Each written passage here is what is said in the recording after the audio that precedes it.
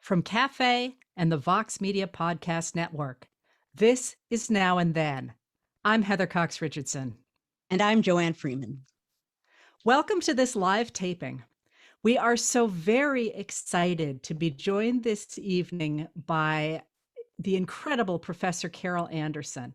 She is the Charles Howard Candler Professor of African American Studies at Emory University, and she is the author of 3 fabulous books: One Person, No Vote: How Voter Suppression is Destroying Our Democracy; White Rage: The Unspoken Truth of Our Racial Divide; and this year's book, the second, Race and Guns in a Fatally Unequal America. And Joanne and I figured that if we were going to go with guests, we ought to start with the best. So we picked Carol. Thank you so much for being here with us, Carol. Oh, thank you so much for inviting me. I'm looking forward to this conversation.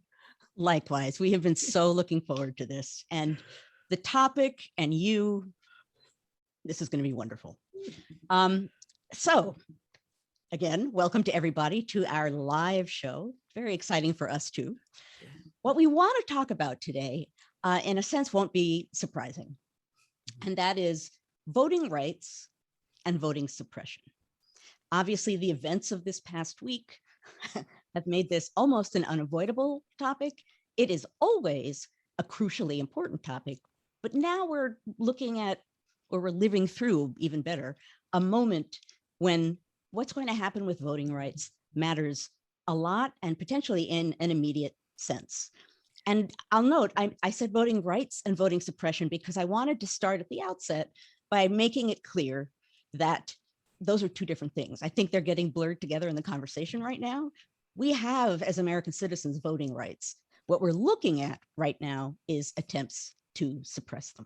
So what we're going to do is what we love to do at Now and Then, and that is give you a little historical context for what we're talking about for voting rights, voting suppression, and then circle back at the end to talk a little bit about what they tell us about today. Heather. I was just telling people when we needed to finish off because of when we started. Okay. So where we end up today. So I want to start, I know. So I want to start, first of all, Joanne, by having you go ahead and set out for us the idea about why is voting important? Who is behind voting? And why does it matter so much in our democracy to go ahead and have a voice? Right. Well, the important thing I guess there are two important things to think about when we're talking about voting and the founding period and thoughts about voting. And that is, from the very beginning, there were two things in conflict. And I'm going to sum them up in a spiffy way that will make them very easy to remember. The two things in conflict were principles and interests. And by principles, I mean the ideas that really underlay aspects of the founding. They're set out in our first founding document, the Declaration of Independence, which I will read because this gives me an excuse to read it.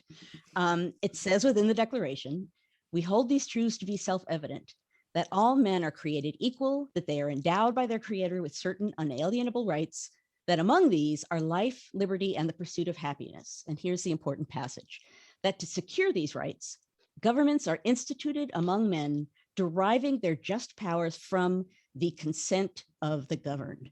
That's the important phrase. Yeah, and I want to stop you there for a minute because that one really jumps out. They're essentially saying that the only way a government can be legitimate is not because it is hereditary or based in a certain religion or based in a certain tradition, but rather it has to be justified by the fact people consent to it.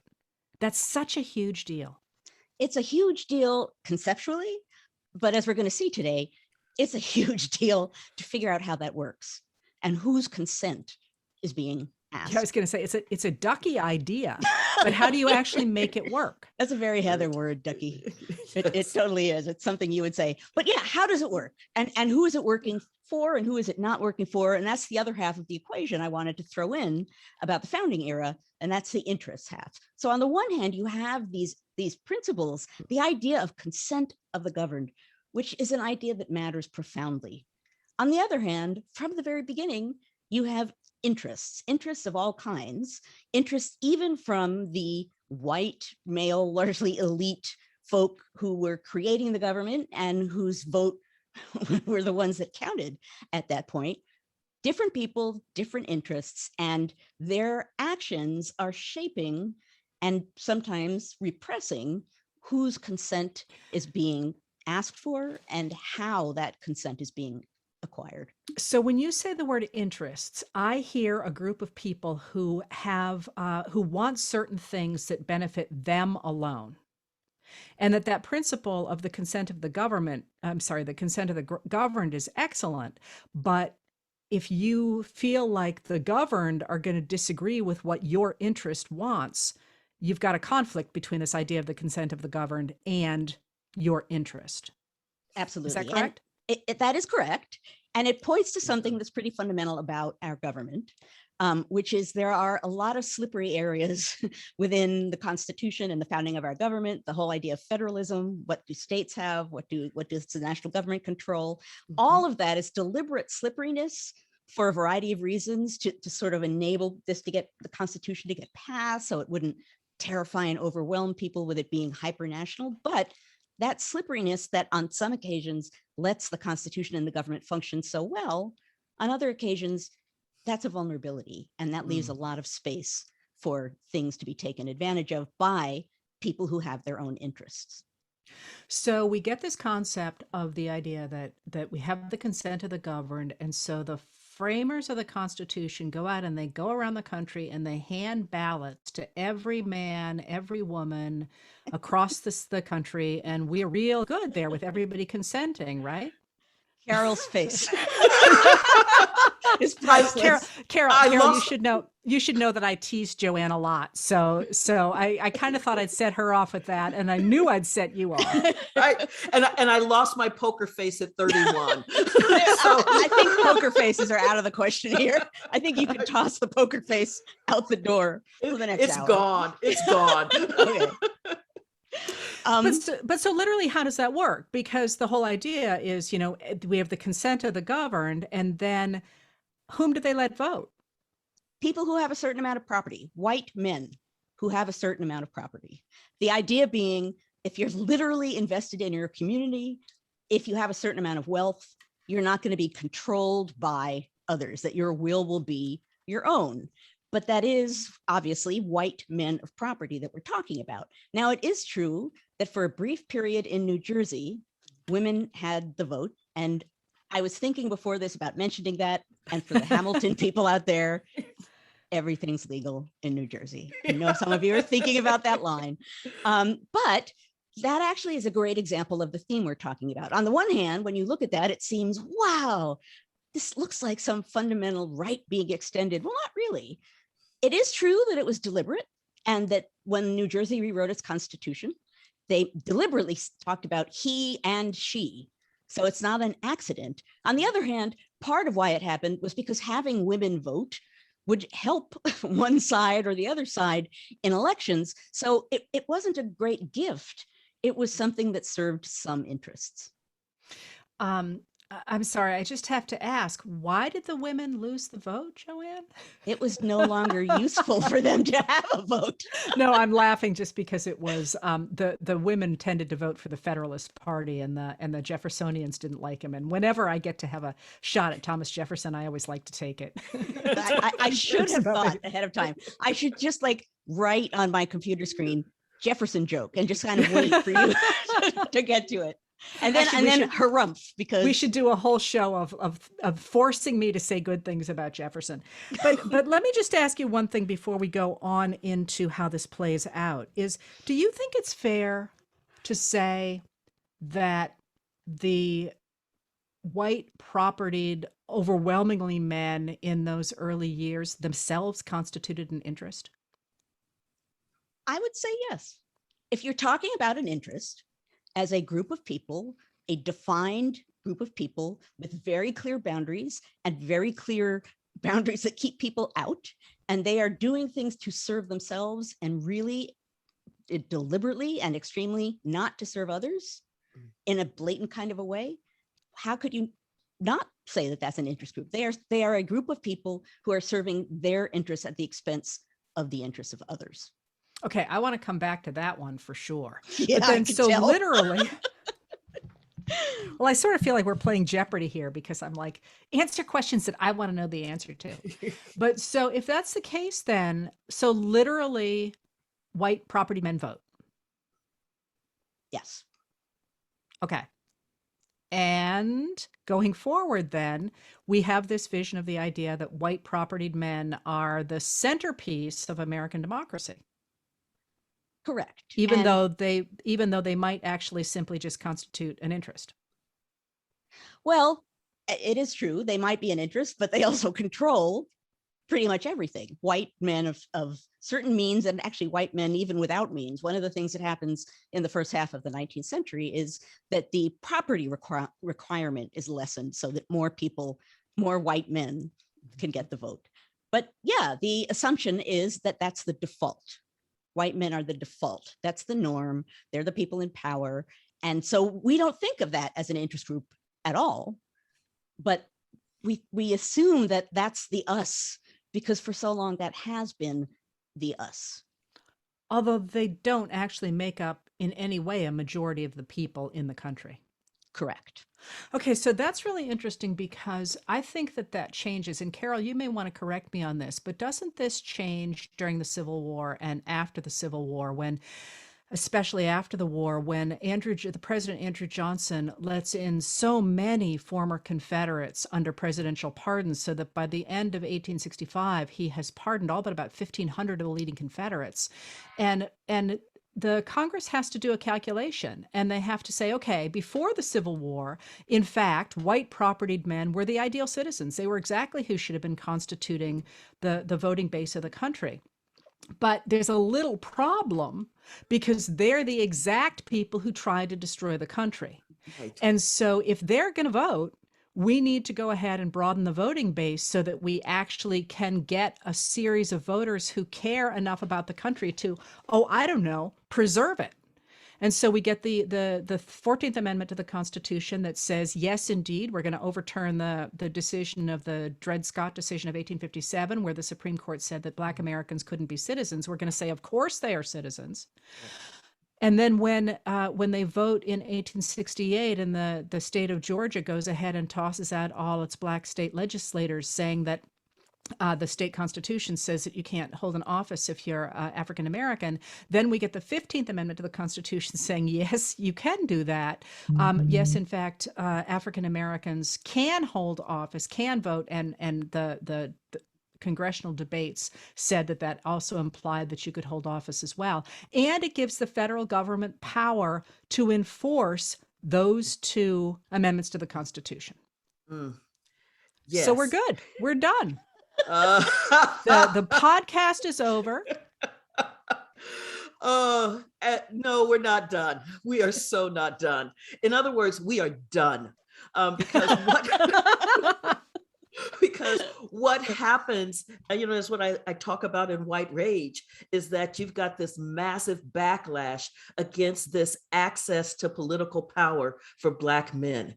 And it's an incredible political power.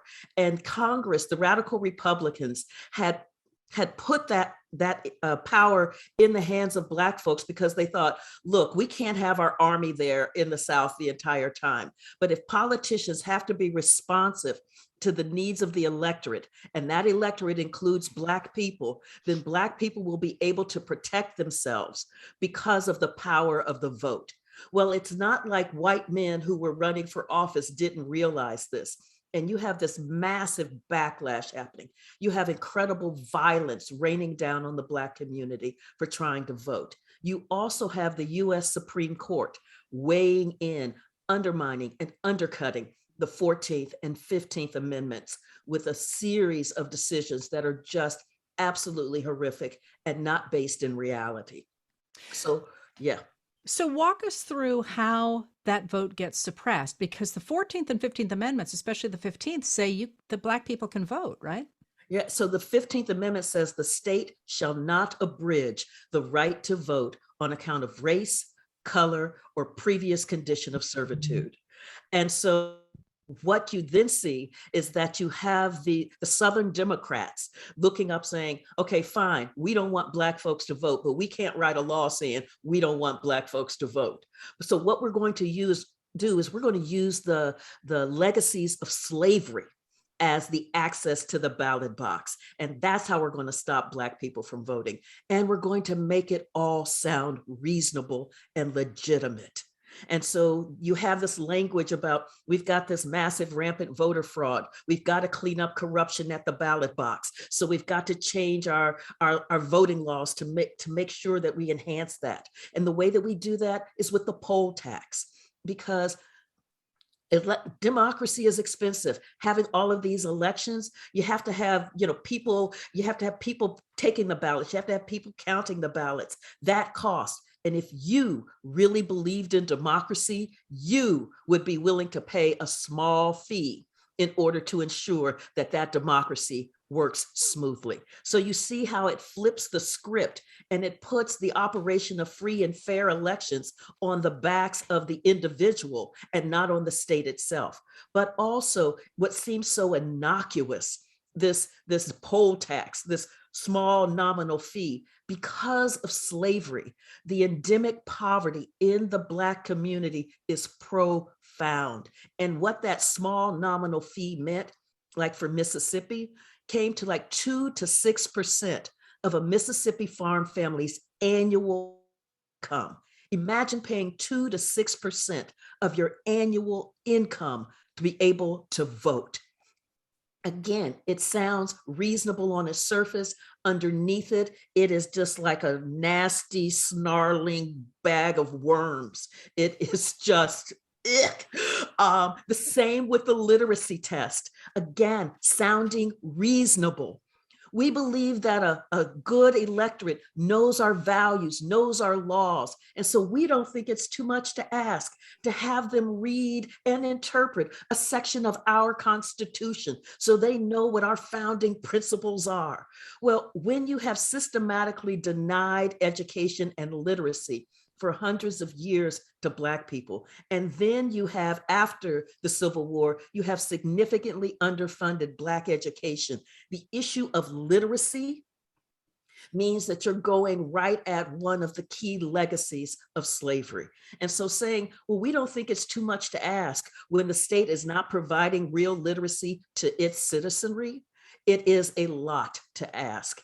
And so then you get this kind of the manipulation of the literacy test as well, so that whites would only have to read a small passage, a real simple one, almost like reading the 10 Commandments, thou shalt not kill. Whereas whereas African Americans would have to read a large passage of the Constitution. I mean, or they would get the question, how many bubbles in a bar of soap? So when you have the state is asking you an unanswerable question, and that unanswerable question is your access to the ballot box, it is massive voter suppression, massive disfranchisement. It's a mask of patriotism and purity being draped over your bag of worms, right? Yes. And it's hard, that mask. Oh. Look how pure and patriotic it looks. How dare you say, fill in the blank. Right. And thus there's victimization attached to that too, right? That if you do something to that mask, you're potentially victimizing the people who put it there. I mean, there was this sense of being, they could not believe that they were being challenged on this.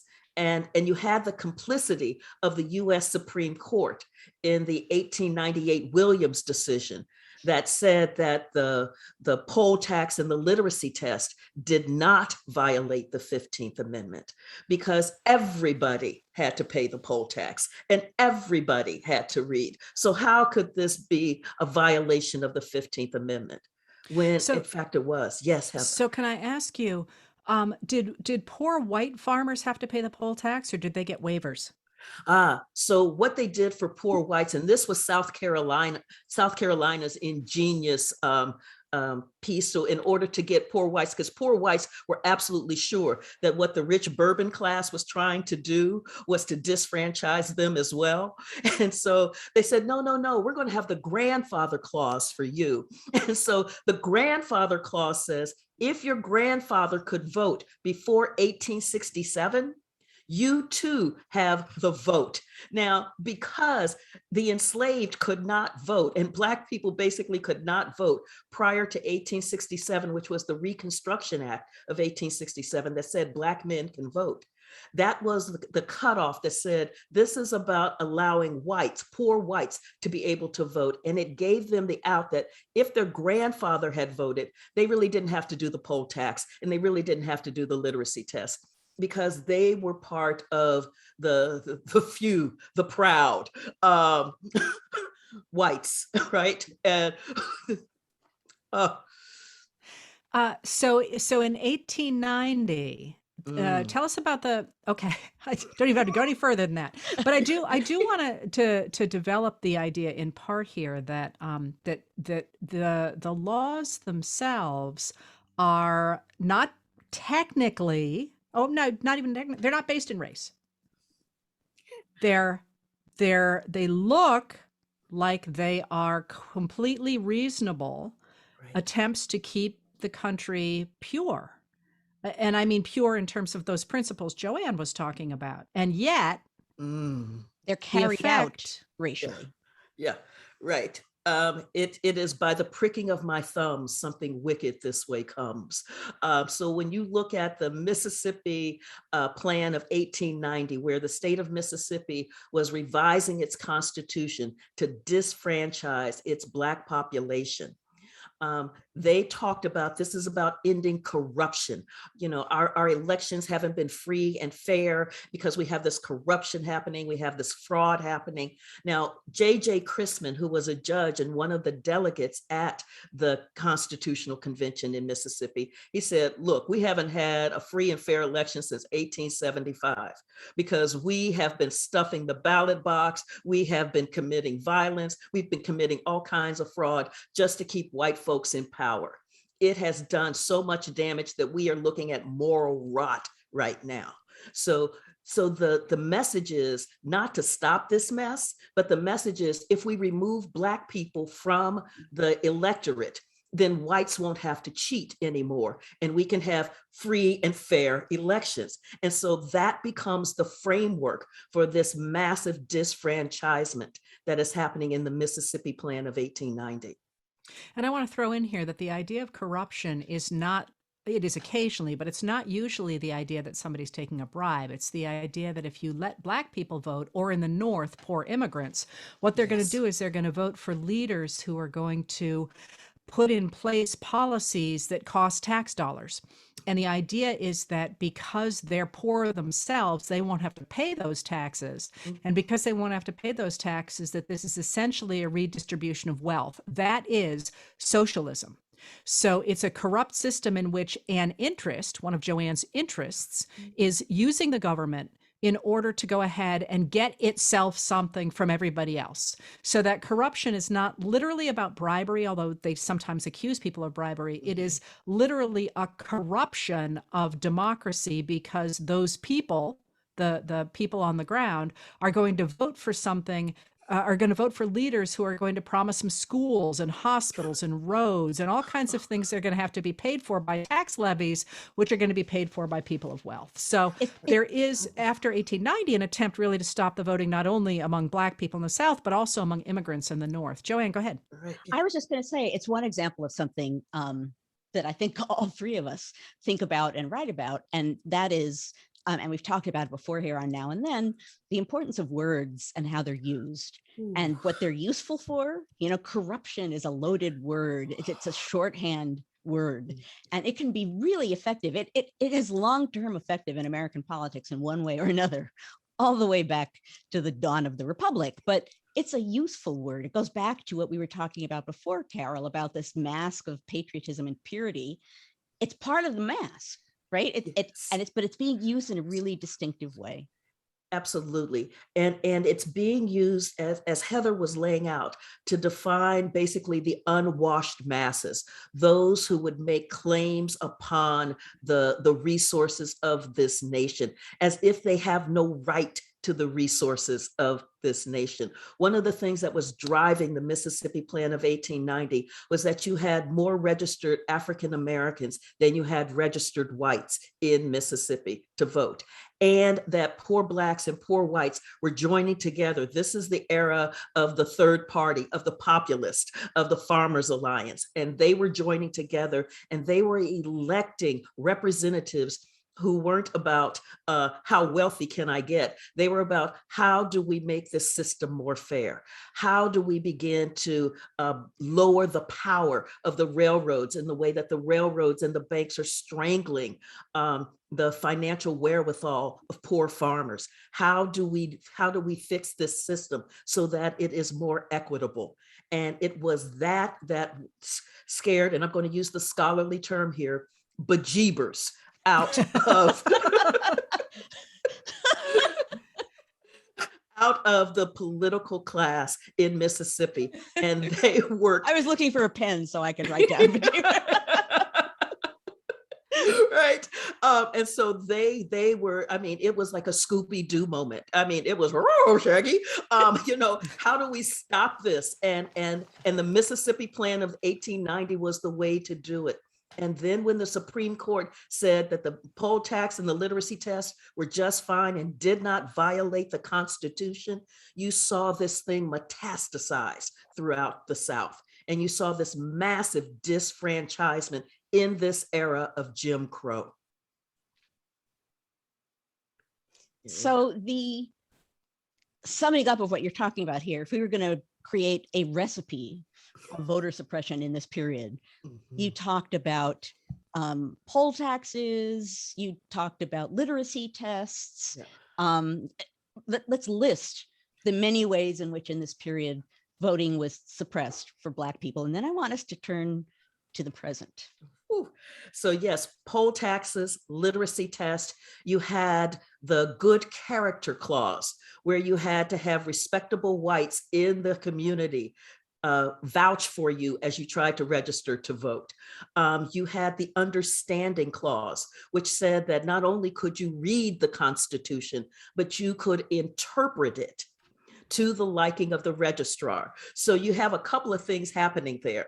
So that one, you in the South, over 50% of Black adults over the age of 25 had less than 5 years of Jim Crow education by the time we get to 1940. More than 50% in states like Louisiana and South Carolina, it was over 60% of Black adults with less than 5 years of Jim Crow education. Imagine telling them to read and interpret as if they had a Harvard JD, the Constitution, but that was the standard that was being set here.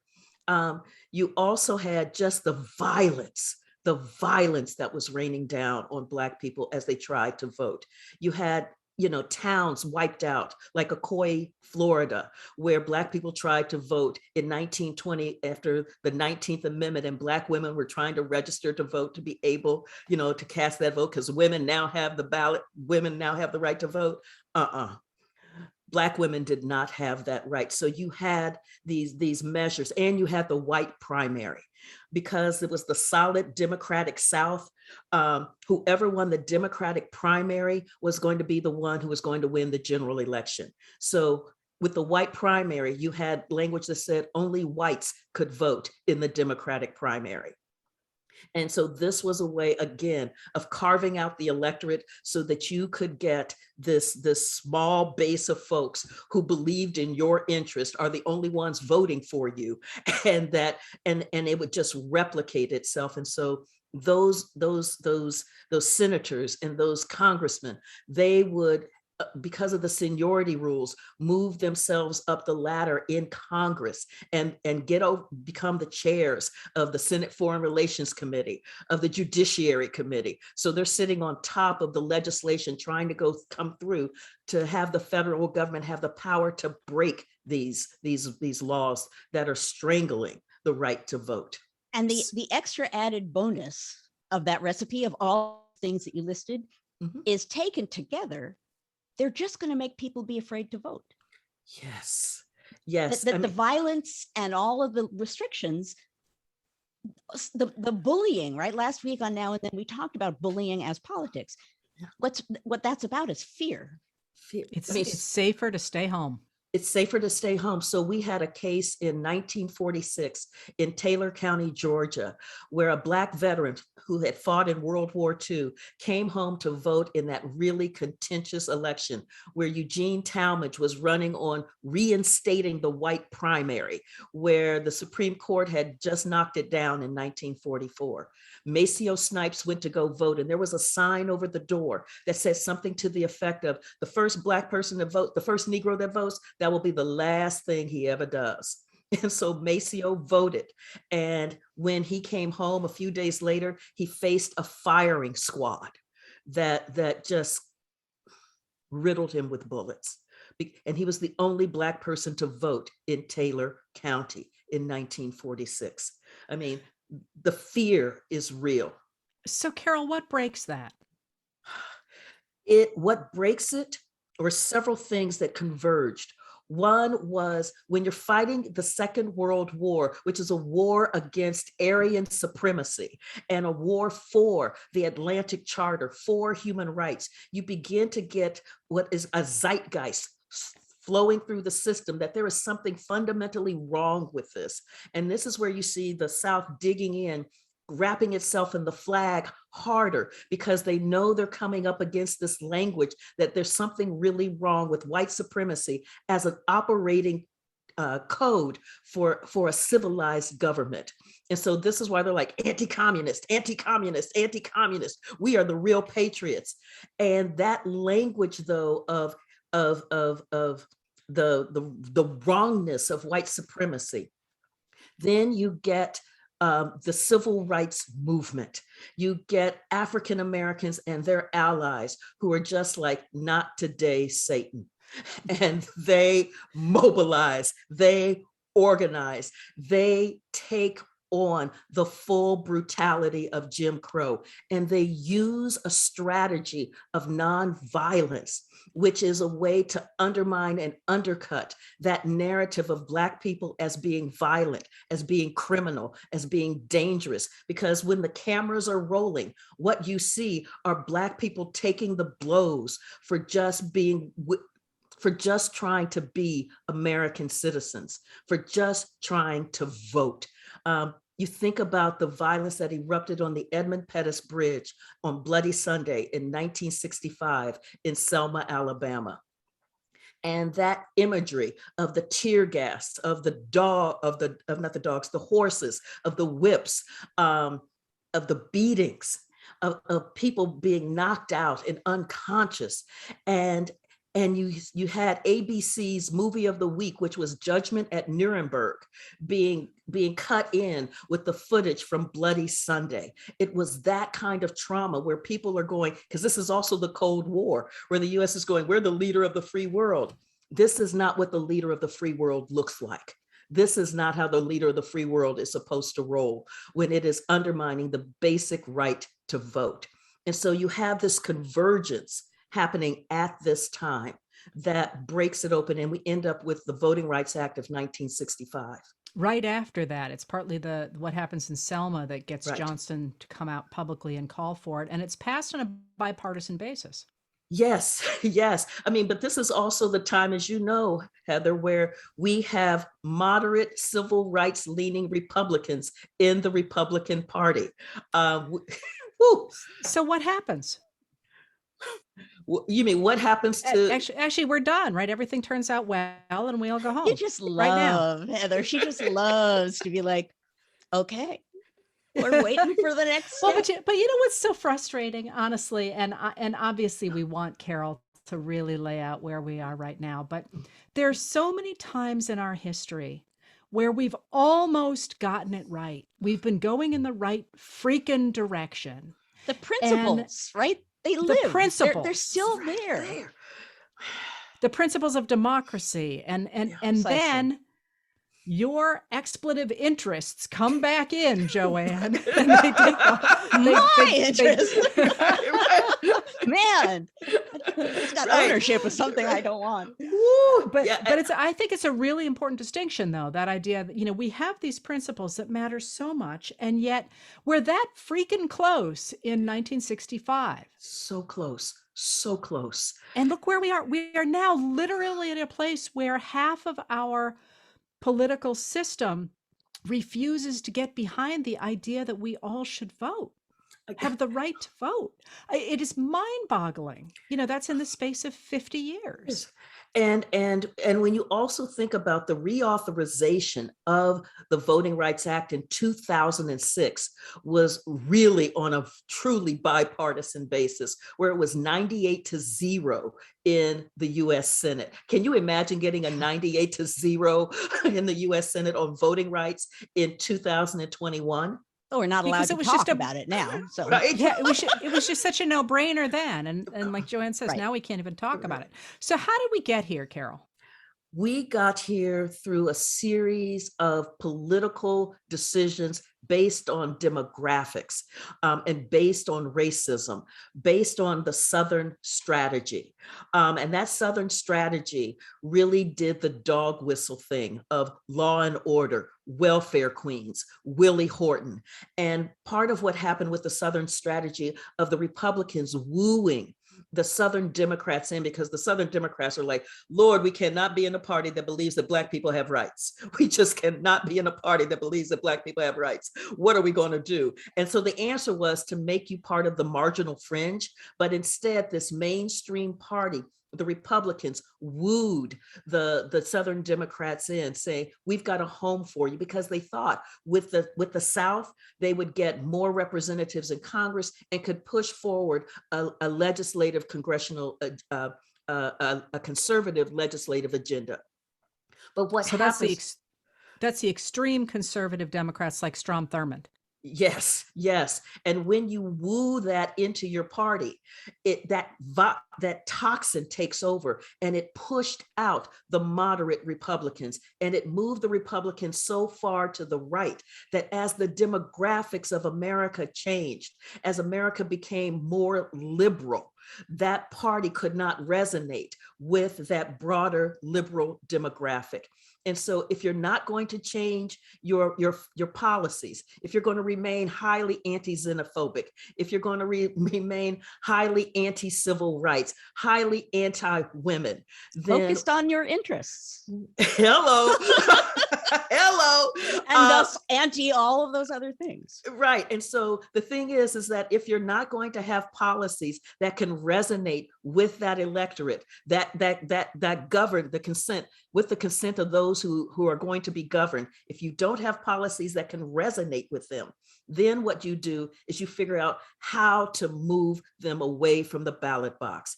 And I think the key moment was actually in the election of Barack Obama, when a Black man got into the White House. Lord have mercy. I mean, oh my God. It was like Fred Sanford on Sanford and Son, clutching his heart. Lizbeth, what are we gonna do? What are we gonna do? And what are we gonna do was, you saw it in 2010, after 2010, you started seeing state legislatures coming up with these voter ID laws that sounded reasonable as the poll tax, but were as equally insidious and racially targeted. Then you had the 2013 Shelby County v. Holder decision that gutted the pre-clearance provision of the Voting Rights Act. And what that did was, it was Katie bar the door. These states hit the door wide open with all of these voter suppression laws, voter ID laws, shutting down polling places overwhelmingly in minority communities, massive voter roll purges, where the Brennan Center noted that from 2016 to 2018, something like 16 to 17 million people were purged off of the voter rolls, and disproportionately in those states that were under the pre-clearance provision of the Voting Rights Act. And so as you remove people from the polls, as you shut down access to the ballot box, what it's designed to do is to instill this sense that the system is so rigged, my vote won't matter, or that I'm going to have to expend an enormous amount of capital, one, to get an ID or to stand in line, like we did here in Georgia, for 11 hours to be able to vote. Let me ask you a question, Carol, because Yeah. I see this a lot out in public discourse. You see people saying, this is Jim Crow again, and other people saying, this is not Jim Crow again. Mm-hmm. What's your thought on that question? Oh, this is Jim Crow 2.0. This is James Crow Esquire. That's So, cool. so part of what happens is that with Jim Crow, we think of it solely in terms of the violence. We don't think about it in terms of the legislation, those laws that were written race neutrally, but were actually racially targeted.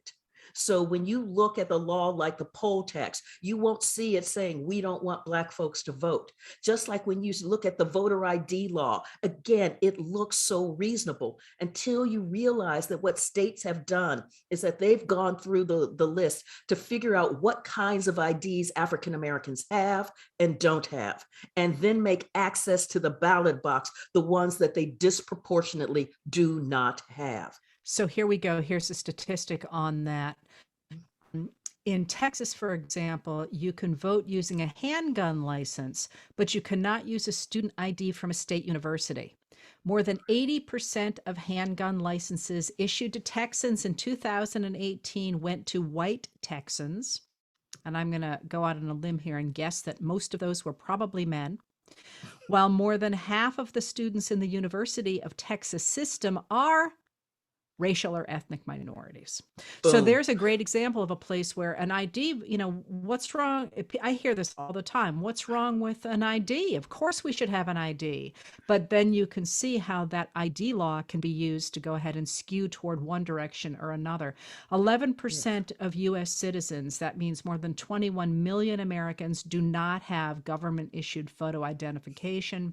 And that's up to 25% of African American citizens of voting age, while only 8% of white Americans don't have government issued photo ID. So, so within that whole neutral ID is embedded the ability to do exactly what Carol is talking about. Yes. But here's the thing about that. And in a sense, this conversation is a perfect way of showing that. The facts and figures that you're showing there, Heather, are, you can't deny precisely what's going on. They're also invisible to most people because all they see is, of course, we need like an voting ID. How can you say, not only how can you say that we don't need a particular voter ID, but now comes the sort of claim that, well, the people on the left, they don't want anyone to have any voting ID at all. Like it doesn't matter, which is not what anyone is saying. But all of these facts and figures that make the point of what's happening here so clear, people don't have them. What they see is the mask. What we see is the mask, and the mask becomes the center of discourse. The mask becomes what's thrown out into the public sphere, and then what people end up responding to. And it's a real dilemma. How do you get the message across about what's really going on? Right, because part of that mask is they're saying we are protecting democracy. We've got all of this massive rampant voter fraud. And so all we're asking is for you to show an ID in order to prove you are who you are. So it sounds so reasonable, but underneath there, one, let's deal with the lie of massive rampant voter fraud. Justin Levitt, a California law professor, did a study. He found from 2000 to 2014, there were 31 cases of voter impersonation fraud out of 1 billion votes. That's Carl Saganish, billion votes, right? 31 cases. So like 2 a year. That is the foundation for massive, rampant voter fraud. And it becomes, and you see the way, like with the big lie, how this massive rampant voter fraud is identified as being in these corrupting cities. It's in Philadelphia, it's in Atlanta, it's in Detroit, it's in Milwaukee, cities where you have sizable Black or minority populations. So again, just like in the previous era, it is linking this corruption with those who are unworthy. It is linking this corruption with Blackness. It is linking this threat to democracy with Black people. So if we can remove Black people from the ballot box, then we will have a true and purified democracy.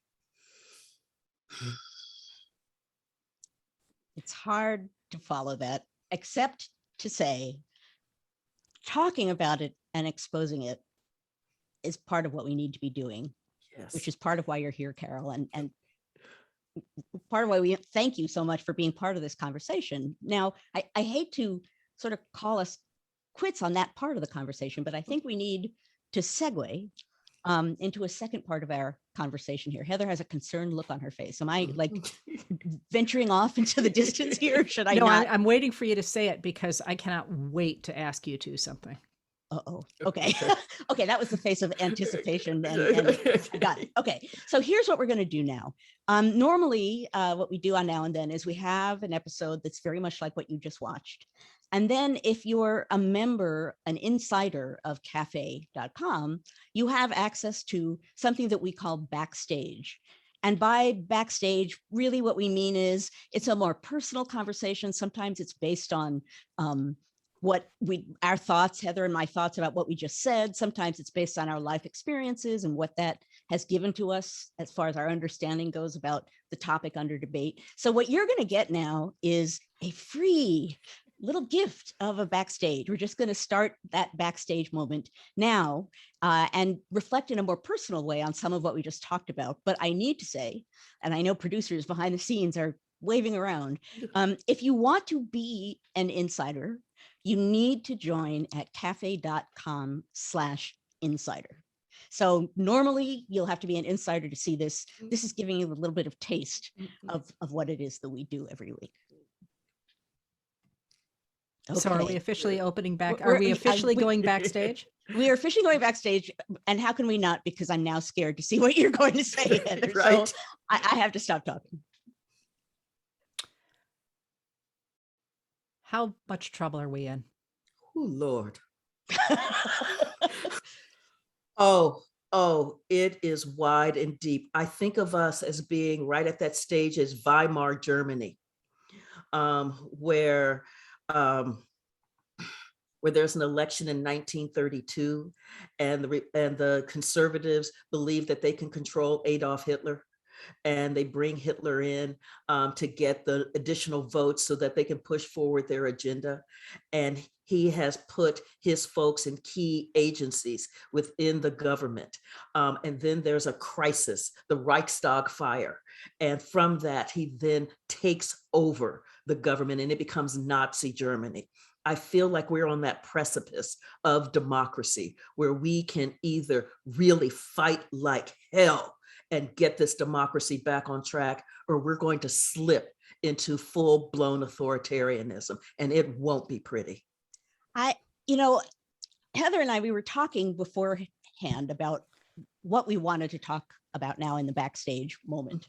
And we both made the point to each other that in our public persona and on social media and in, Heather's Substack and whatever we do that's public facing, we try really hard not to look as though our hair's on fire, right? We try really hard to adopt a tone that suggests things are really bad, but I'm not going to start howling because that's not going to help people act, right? So that there's a moderation of tone that certainly I adopt because I want people to hear me and I don't want them to get thrown off by the way I'm saying something. But we're backstage now.